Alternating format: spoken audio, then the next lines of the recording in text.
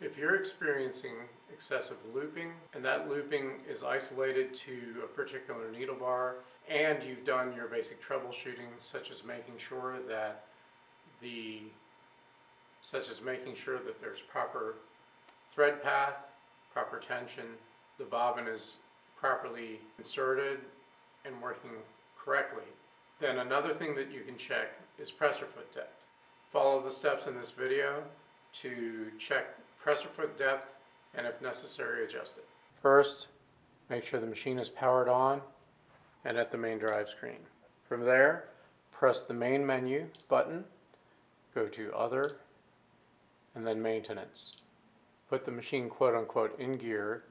To do so, we use the screen to advance the machine through the different parts of the sewing cycle. The main shaft, rotating it, and the needle bar together. We'll engage the needle bar by pressing this button here, changing from jump to drive mode. From there, pressing the plus button will slowly advance the main shaft, rotating it, and the needle bar together. In pressing the plus button to bring the needle bar down, as well as the presser foot, bring it down as much as we possibly can using the plus button. And then from there, we'll turn it by hand the rest of the way to the adjustment point. With the presser foot as low as we can get it, go to the back of the machine and remove the rubber covers that cover the machine's timing dial and adjustment socket. Since we've already partially driven the needle bar down and presser foot down from maintenance mode, we only needed to turn it the rest of the way by hand. For presser foot depth, that's 0 degrees.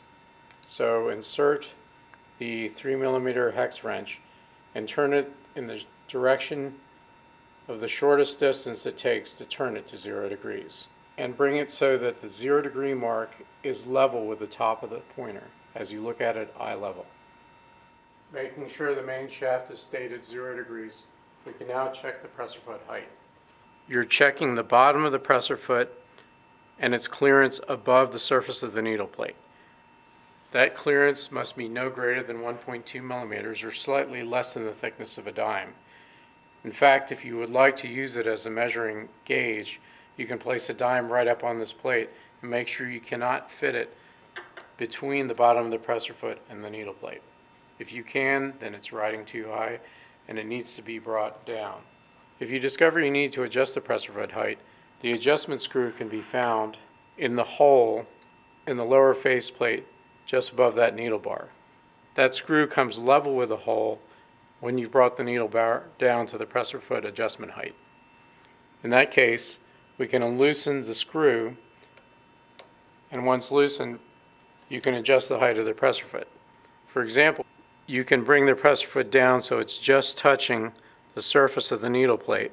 If you intend to sew on tougher, stiff ball caps, this gives it additional holding power, or you can set it to the normal recommended depth of 1.2 millimeters. Either way, once you've made your desired adjustment, tighten the set screw here and we're finished. Also check to make sure that the presser foot is not bent and the foot is parallel to the needle plate, and also not bent off center so that the needle can accidentally make contact with the presser foot. To leave maintenance mode, first press the origin button, which will move the main shaft back to the home position, or what's called C point. And once done, press the end button and just return to the main screen, and you're ready to continue on to the next step.